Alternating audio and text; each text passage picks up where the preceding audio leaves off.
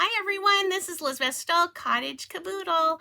Come on in. We are going to finish up this seascape. Sorry, my camera is a little bit wonky because I've been rushing. So come on in and let's get started. I'm going to make sure that I am all the places I'm supposed to be, and we will get this started.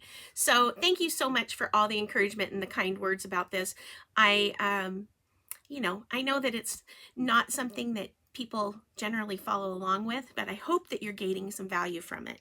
And a lot of people have reached out, and I appreciate that. So I need to quit talking and pay attention here. And let's get started with. How about we turn that down? So sorry, you guys. Alrighty, come on in. Tell me you're here. Miss Tracy, thanks so much for sharing me out. I appreciate you. And here we go. There we are. I think we're done. I think we're ready. So we're going to work on the seascape. And if you're here and you're new to me, welcome. I'm so happy you're here. If you like what you see, I would love it if you would tell your friends about me and have them come on over. If you're not a member of Craft Round the Clock yet, you should be, because there's great things going on all the time there, and you don't want to miss a thing.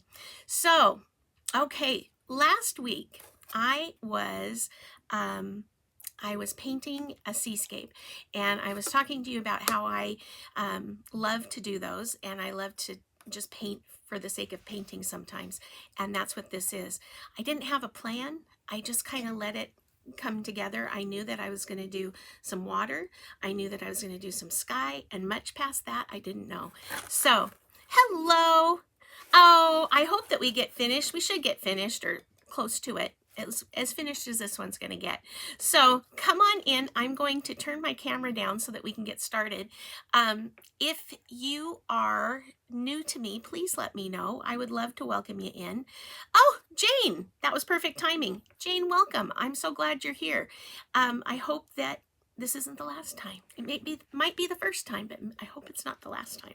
So I'm going to turn my camera down so that we can get started, and people will be coming in. I see the numbers going way up, so that's a great thing. We've got lots of friends coming in.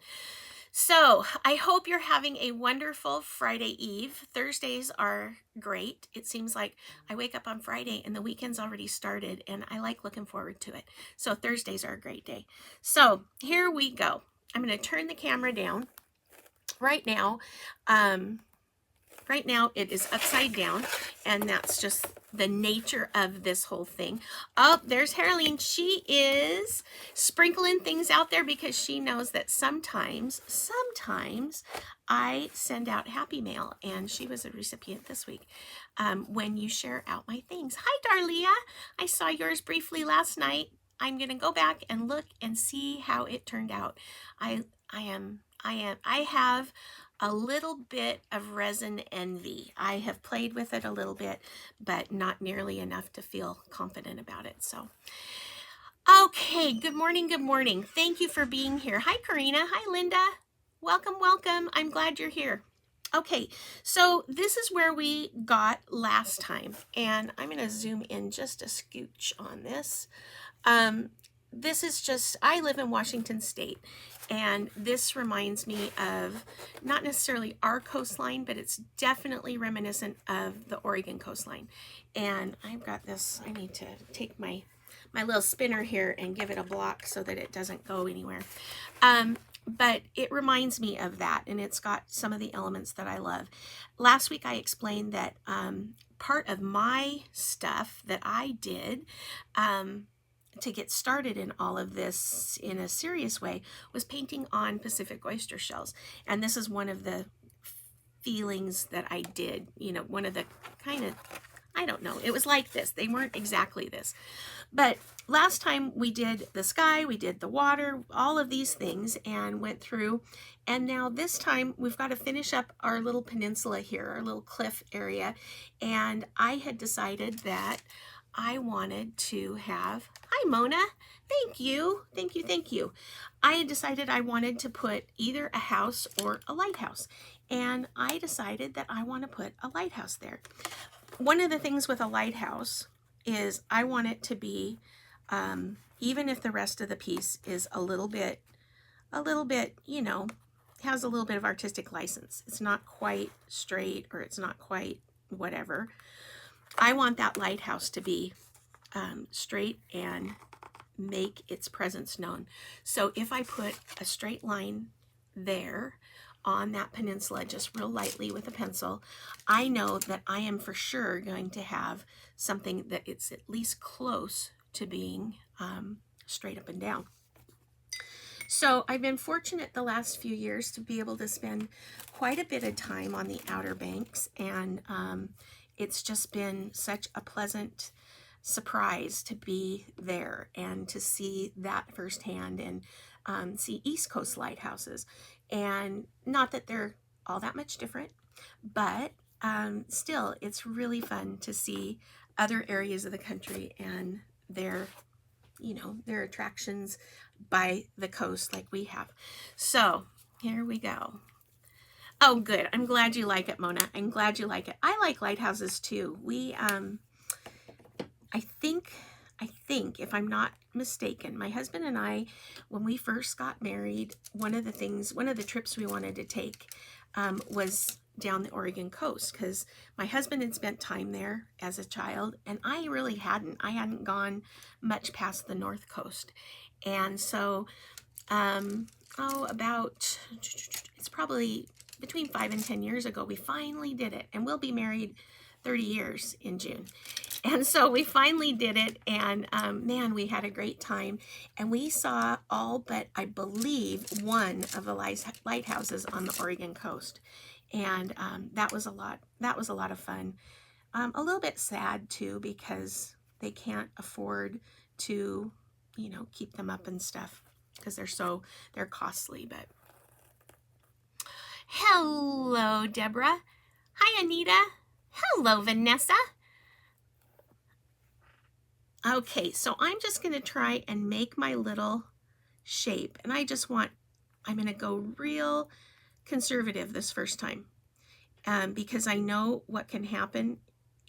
I'll put a little more here and a little more there, and before you know it, I've got a teepee instead of a lighthouse, and I want it to stay really nice and tall and true.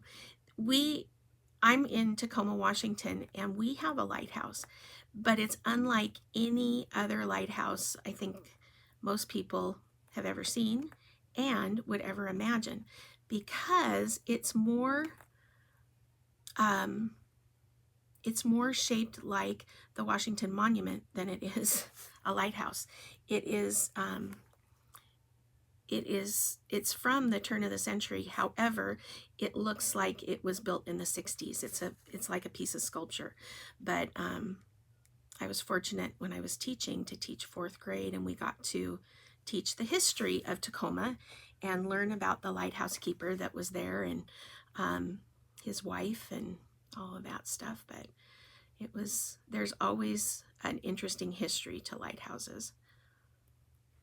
I think my favorite lighthouse is the Umpqua Lighthouse. We have all these crazy native names around here. And what makes it unique is the lens for the lighthouse is red, and it was originally from France. And it was, you know, brought over by ship, and there were no cranes. It was just brought up into its place with donkeys. So it's kind of an interesting history there. Oh, I'm sure you do, Karina. You live in a beautiful place. A beautiful place. I've just seen pictures. I'd like to visit there sometime. Good morning, Donna. Welcome.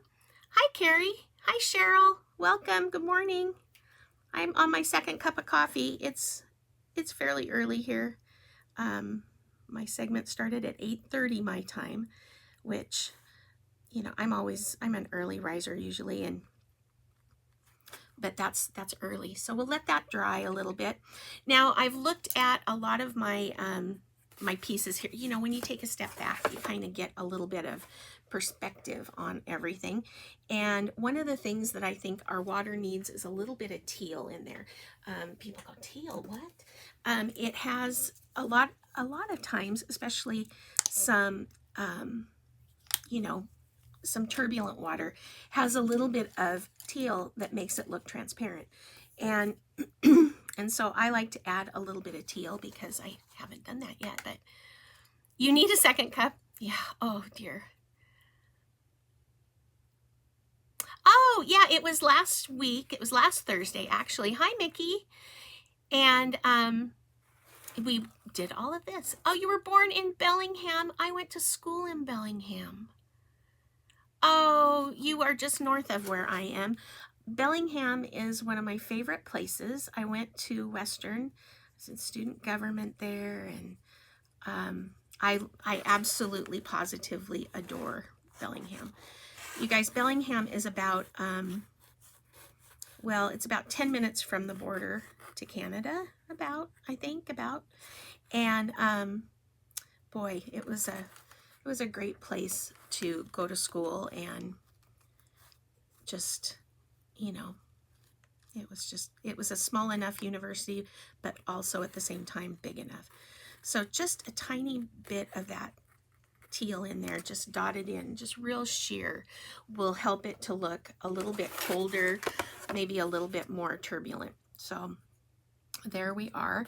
And I also want to connect this fence. So I want to have that fence connected. I add a little bit of that teal, but only a little at a time. Only a little at a time. You're on number 3. Good for you. Good for you.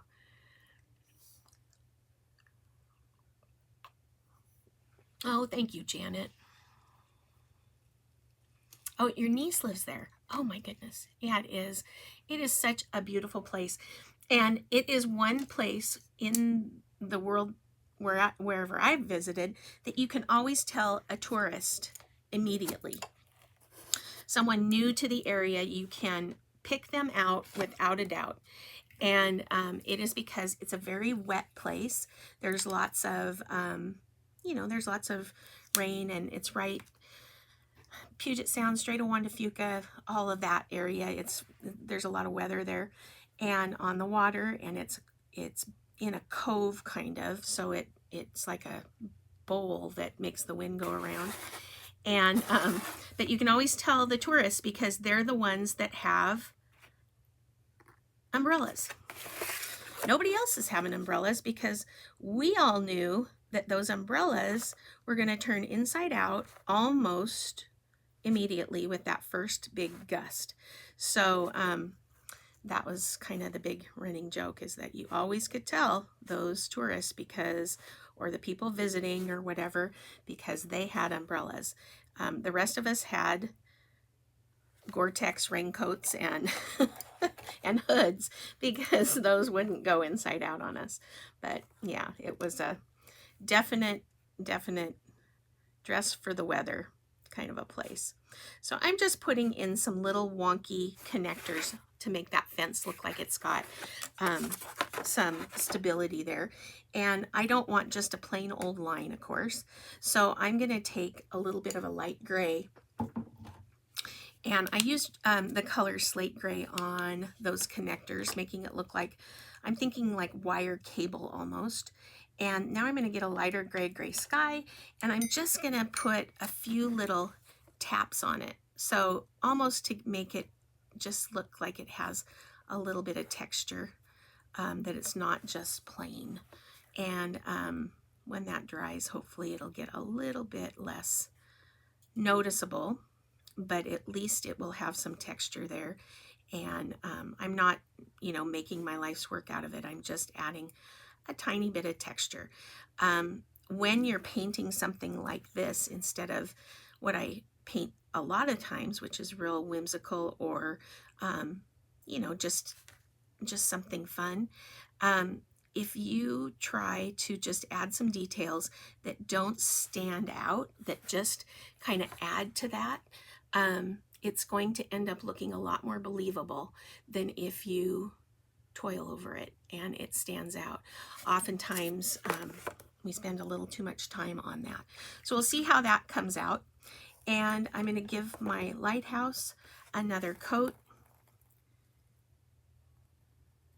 The lighthouse keeper in Tacoma, there's about, I don't know, I don't recall exactly. I want to say it's like 3 miles across Commencement Bay to the old town of Tacoma. And so the lighthouse keeper would have to go over there for supplies. Well, he had what amounted to, think of the big lifeboats in Titanic. He had a rowboat basically that was like that.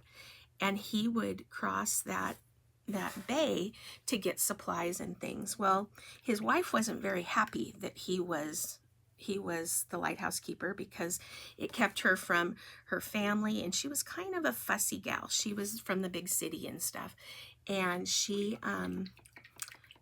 just wasn't happy. And so to keep her happy, one Christmas he bought her a piano. Can you imagine a piano in a lifeboat? Yeah, so he brought it over though with her, or for her. So she has a very small winery. Wonderful. Brenda, we have more in common. My cousin has a winery, but in Oregon. Such a small world. Such a small world. It is beautiful. My favorite treat at a farmer's market ever was at the Bellingham Farmer's Market. There was a bakery there with a long line, and we didn't know the bakery, but we saw the line and thought, that's got to be good, right? It's got to be good. And as we're going up and looking at all the lovely, wonderful, yummy things, I see a rhubarb cheese Danish, and it was made with homemade croissant dough.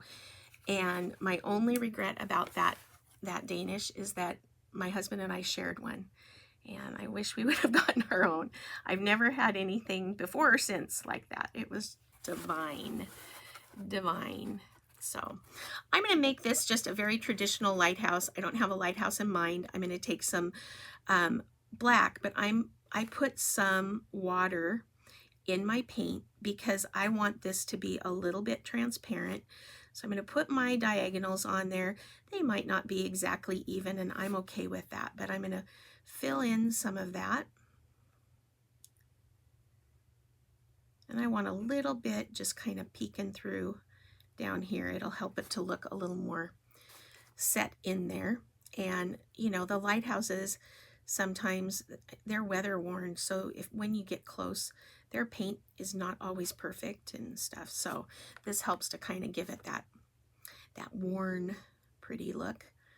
And I shouldn't have, I've been talking too much, and I shouldn't have put those in there because I need a place for my lens and stuff. So I'm going to come up here. I do want my little roof line to be black. How are we doing on time? Oh, we're good. We're good. We're good. So I've got my little roof line.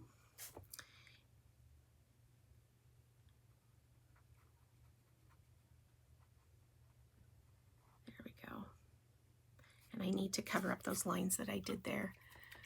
I might be able to still get them off. One thing that when I'm painting that I like to use to remove paint, seems, oh, there it is. I never have it far, but I couldn't see it.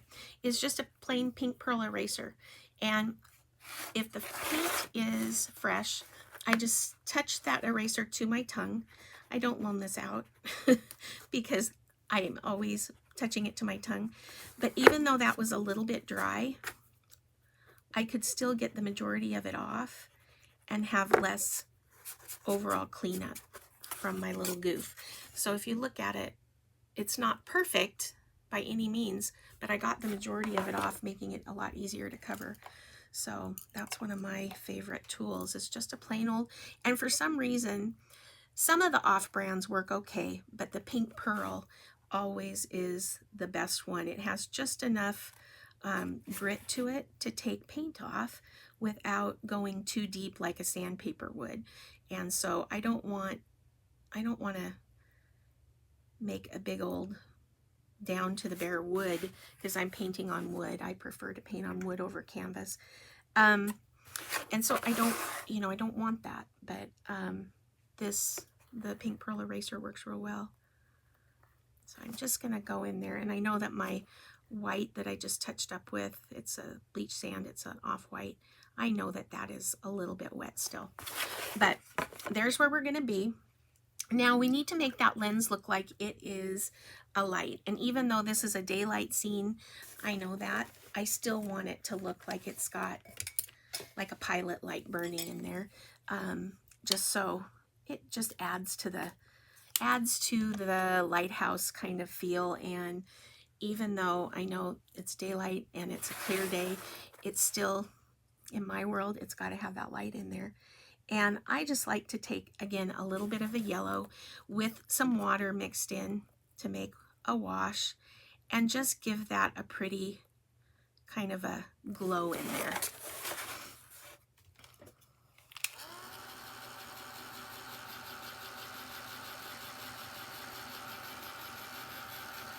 Now, if you are following me, I so appreciate you.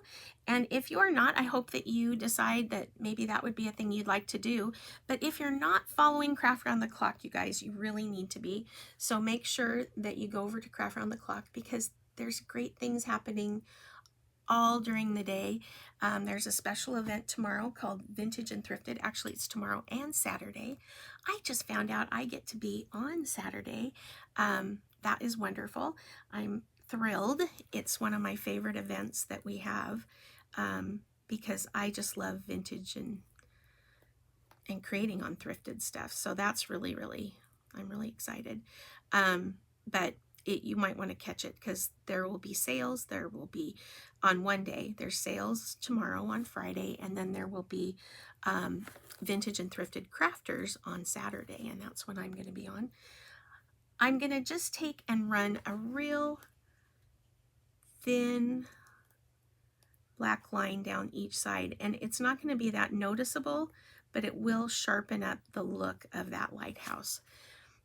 And then I'm going to put the little walkway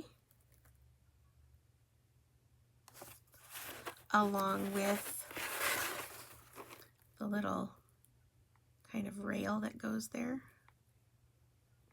And I'm not getting too carried away with the details on this lighthouse.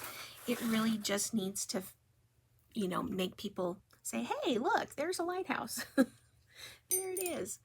I'm going to get a little bit of white out. I know that this isn't dry yet, but I want it to have some highlight to it. I also think that this needs a lighthouse keeper's cottage attached, which a lot of times they were, but we're just going to do that in a real kind of casual kind of a way. I want this to look different than my lighthouse, so I'm just going to, let me get this on here straight. I just want to put on a little bit of gray, a little bit of a roof line, because it's going to be hidden behind a lot of this scrub, this stuff back here. So we're going to put that on. So I've just got a little bit of gray. Then I'm going to take and tip into that white and just kind of put some siding on that little shape. And I'll then tip into a little bit of black with the dirty brush. It's going to be gray. I can put on some texture there. Tip into the black a little bit more and pull that in.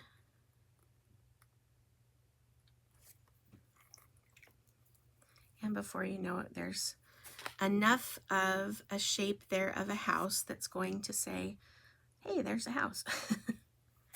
Not anything too fancy though, just that. And then I want to make sure that it's fairly straight. We'll let that dry. Oh, thank you, Cheryl. Good morning. Oh, thank you, Craftin' Mom's Corner Market. Hi, Anita. Oh, thank you. So we've got the little house. Now we need to make, now our lighthouse looks dirty next to that little white house, right? So we need to fix that up. And it was done that way on purpose so that we could give it some dimension. I'm taking a little dry brush. I'm going to use it dry. Sometimes you can wet the dry brushes, but I just want to have a little highlight right up the center. And I'll take that and I'll go real gently first, and then I can strengthen it if I need to. I want a little bit on this rooftop.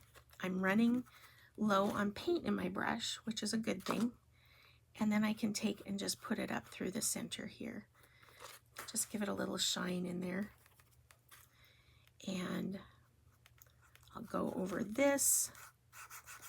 And you can see how that's creating the illusion that it's got shape, but that it's white as well. And if you go too far with this step, you can always go back and wash over it with the black.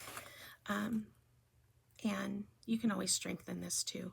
So, but that helps a lot. I'm going to go over on my house because I want to just kind of put a fuzzy little look on that house that will fill in some of those harsher lines.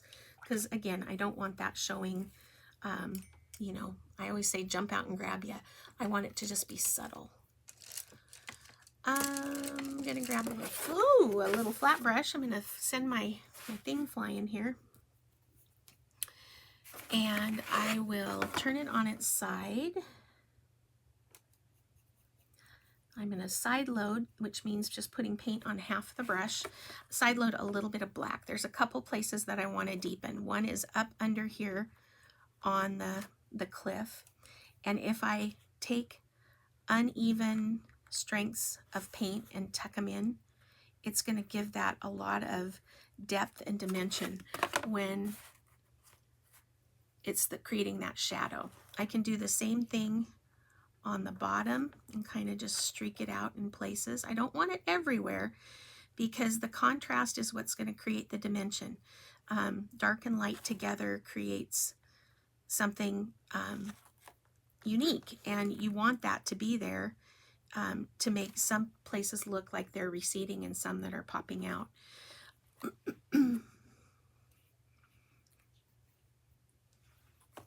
And this is, you know, everybody's got kind of their own way.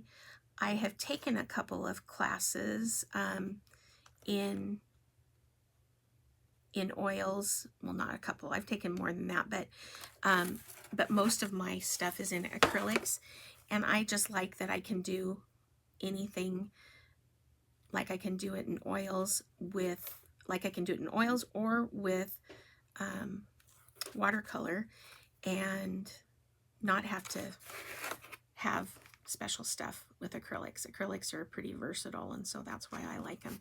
So I just wanted to make that little house look like it's just back there.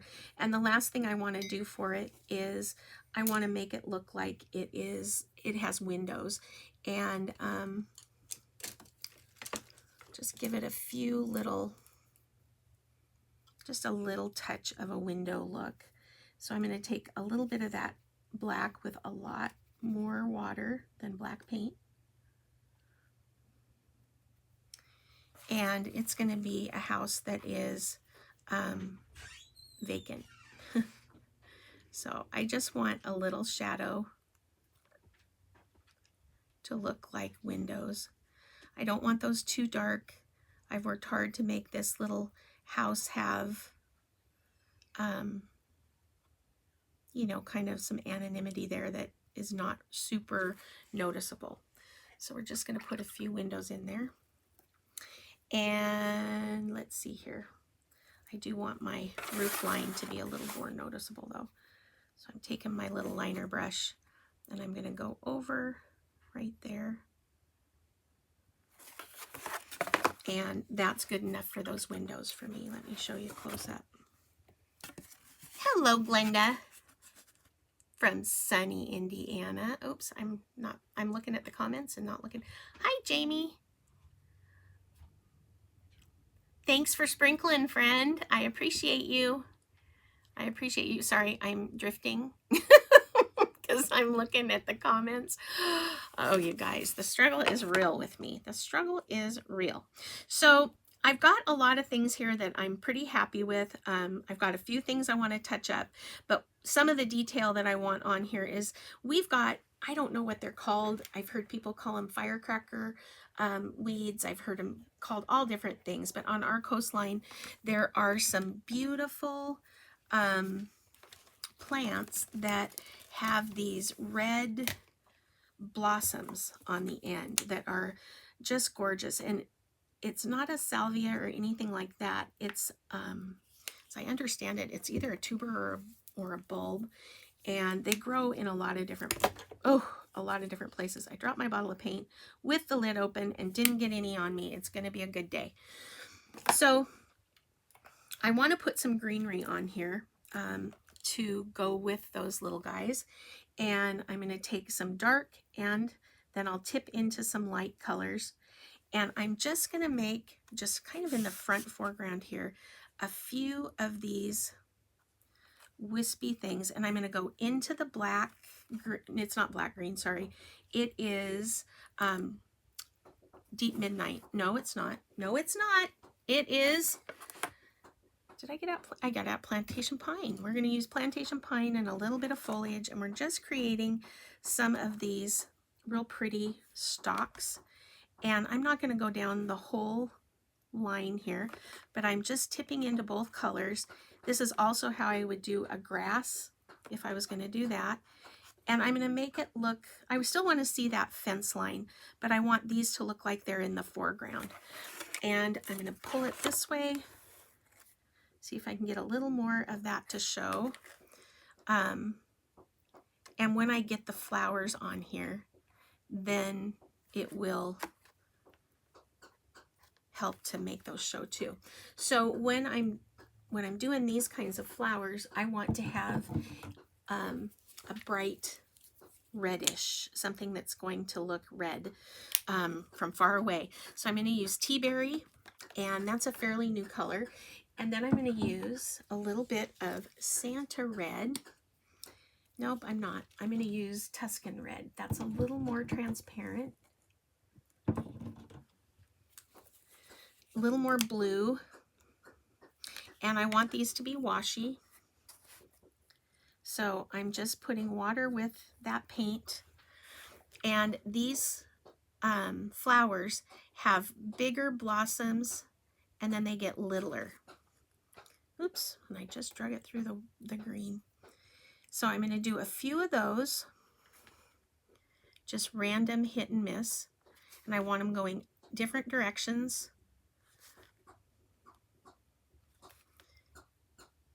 I don't want too many of them, but anybody from around here, I don't know if these are, I've not seen them on the East Coast, but I know around here we have them all over. And there's always, you know, bees and hummingbirds and those kinds of things around them, which is a good thing. And then I'm going to take some of that tea berry, and that's going to help to just bring those and pop them out. And just kind of give those a little bit of stuff. So now I will be on a little bit later, about 3 o'clock my time, I think. It might be a little bit, I have to double check. But I'm going to be finishing, if you saw me work on my bunny Easter basket last week. It's a wood one, super cute. But I did it like it was chocolate. So I'm going to be working on that this afternoon and finishing that up. So pretty cute. Oh, good. I'm glad you like it. I'm glad you like it. Oh, thanks, Cheryl. I appreciate you. Thanks for sharing me out, Darlia. I appreciate you. Oh, I'm glad you guys like it. Thank you, thank you, thank you. Hello, Janet. I'm glad you guys like it. This is something where I feel my blood pressure kind of just go, So we go to the coast a lot. We will be there the last weekend of the month. We like to go razor clam digging, and so we're going to go there to dig clams and be with friends, and it will be a good time. So I'm just putting a few lighter grasses on top of it. I want those ones in the background to show, but I also want there to be, you know, a little bit of depth and dimension in there. So if you need a few little darker ones in the background, you can do that. But that's what those little weeds are. They're not weeds, they're flowers. They're really, really beautiful. The other thing that I need on this before I am too far done is I'm going to take my same liner brush and I want to go into some full strength white paint. That is not something you hear from me very often. And I just want to kind of tap here and there to make some of these little waves kind of look like there's some foam coming off of them. And I'm really just trying to wiggle that almost. I don't want them to look like polka dots. I'm just using the tip of my brush in certain places so that I can really get that effect that I want. And remember, we're not going to make everything the same strength because that wouldn't give it dimension. We need to have contrast in order to have that dimension in our work. So I'm trying to keep some of it light and some of it darker, and I can always go back, and it doesn't have to make sense. If you look at a picture of the surf or something, it's not always perfectly perfect. It's got some imperfections in it and all of that. Now, I love to have some of these little, like the little surf is kind of coming in, and I think in terms of that, it's, you know, it's always less is more. And so that's given my water a lot of dimension. I can always come back and add in a little bit, you know, on some of those waves that are curling, kind of blur them out with my finger. This one is too perfect. So I want to make sure that I kind of mess that up a little bit and give it a little bit more, it gives it a little bit more motion and stuff, but I want to mess it up. So that will help it to look real. The other thing that I want to do, since we have a scooch of time, is there's got to be, oh, I forgot some bright in here. I want to have that in there too. But there's always got to be a shell or something on that path, because people coming off the beach sometimes will leave something they've carried around. So we're gonna do that. Makes you want to go to the beach. Well, I live about, oh gosh, not even 3 miles. It's about a little over 2 miles from the shores of Puget Sound. So we are there a lot at the water. Just sharpening these a little bit since I have a little bit of time. And then we're going to do a shell down here. We might even have time for a couple. So I'm going to take some of that off-white, because if I do this in whites and grays, I can always tint it with some color. Let me go in a little bit.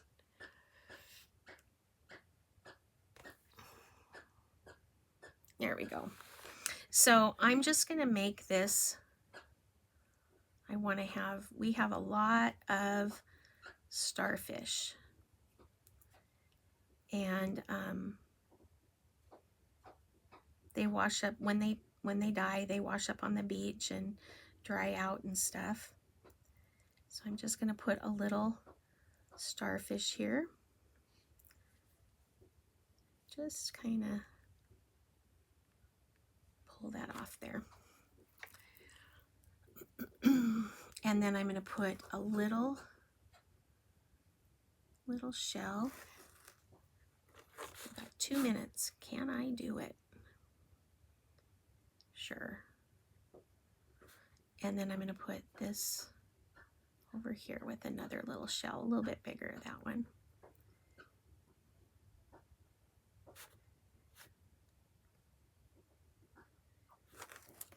I'm going to go on one side of it with a little bit of gray to deepen it. It's not very much, but it will help to give it a little bit of dimension and stuff. Might have to go over it with something else. Just very lightly, very, very lightly. Remember, I just have to fool the eye. That's all I have to do. And I don't have any brown out, so I'm going to just use a little bit of this real washy, light sheer black. And I'm going to shade on one side of it. Just adding a little bit of that soft color. I want this to be dry.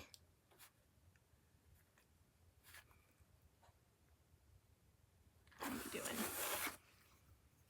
We're good. We're good.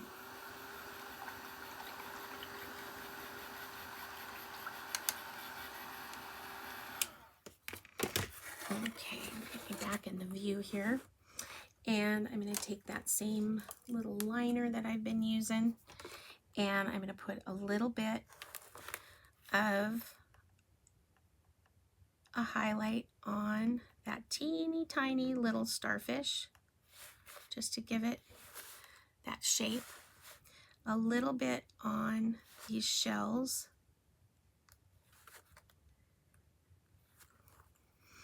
And in our area, we're known for oysters and clams and mussels and things. So I'm just going to kind of define that a little bit.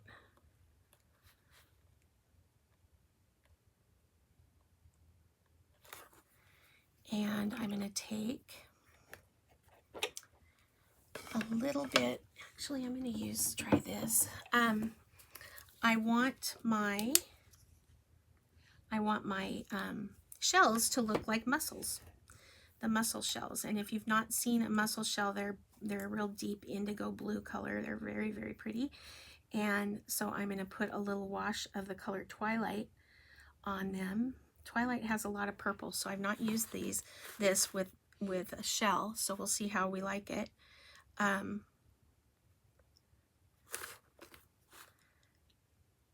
I don't need it to be real bright because it's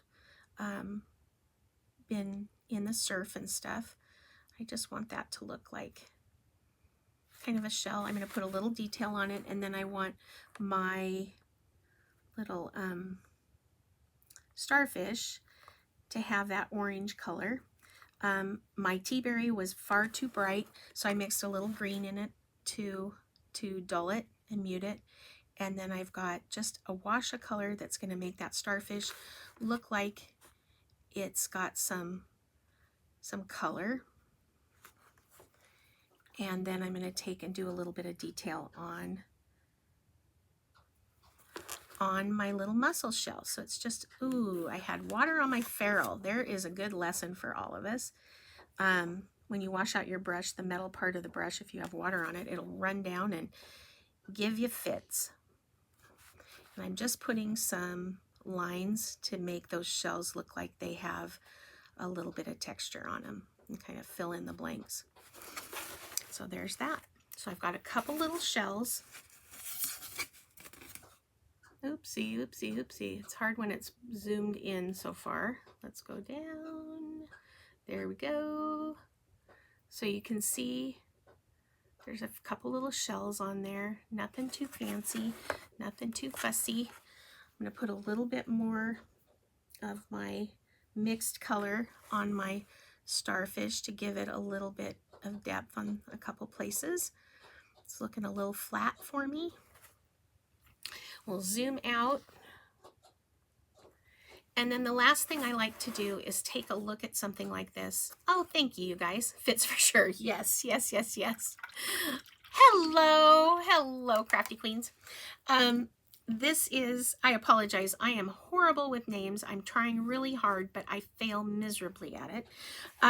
But I take a look at the overall look of things and see if there's something that maybe needs a little bit of, you know, a little hint of a color or something. And one of the things that I think it might need, well, thank you, you guys, you're so nice. One of the things that might be pretty is because I've used now some of that Twilight and I'm not quite so scared of it.